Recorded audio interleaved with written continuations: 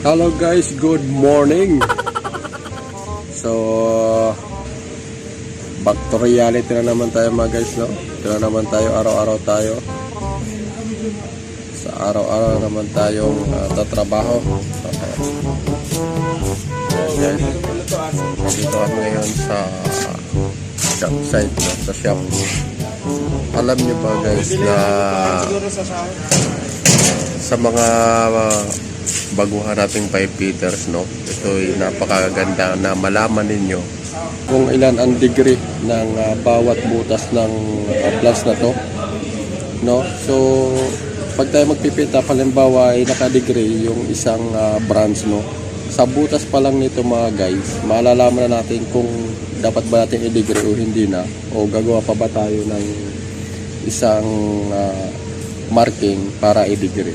So dito pala sa formulang to, malalaman mo na, no? Andiyan sa screen ninyo, no? Ang formula natin dito ay 360 divide natin sa butas nito ng plants, no? Kung ilan yung butas na yan, i-divide natin sa 360.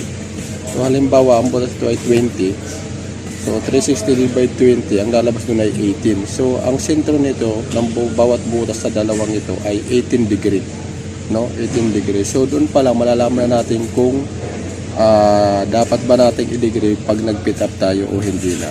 Alright, so content tip lang yung mga guys. Enjoy sa trabaho as in pipe fitter. Alright, check it out.